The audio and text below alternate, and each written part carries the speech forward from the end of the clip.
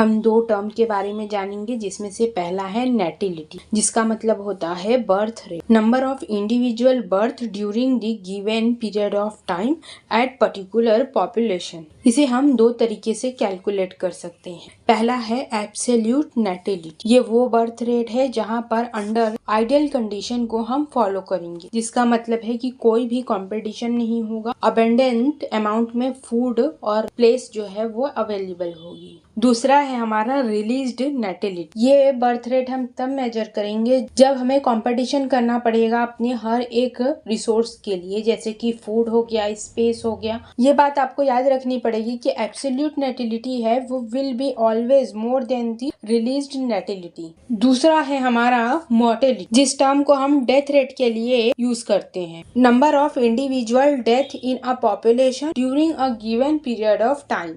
इसे भी हम दो तरीके से देख सकते हैं, एक है एब्सोल्यूट मोर्टेलिटी और दूसरा है रिलीज्ड मोर्टेलिटी। एब्सोल्यूट मोर्टेलिटी में क्या होता है कि हमारे ऊपर कोई भी कंपटीशन नहीं होता है, यानी कि आपको जब भी हमेशा नेचुरल डेथ ही आएगी। रिलीज्ड मोर्टेलिटी में क्या होगा कि आपको कंपटीशन करना पड़ेगा, आपको अलग अलग चीजों के मैन मेड डिजास्टर की वजह से आपकी डेथ हो सकती है। इसलिए यहाँ पे आपको याद रखना पड़ेगा कि जो एब्सोल्यूट मोर्टेलिटी है वो हमेशा कम होगी रिलीज्ड नेटिलिटी के साथ, क्योंकि जो एब्सोल्यूट नेटिलिटी है उसमें सिर्फ और सिर्फ नेचुरल डिजास्टर ही वर्क करेंगे, जबकि रिलीज्ड मोर्टेलिटी में क्या होगा कि नेचुरल डिजास्टर और मैन मेड डिजास्टर दोनों मिल जाएंगे, जिसकी वजह से आपकी डेथ रेट जो है वो ज्यादा होगी।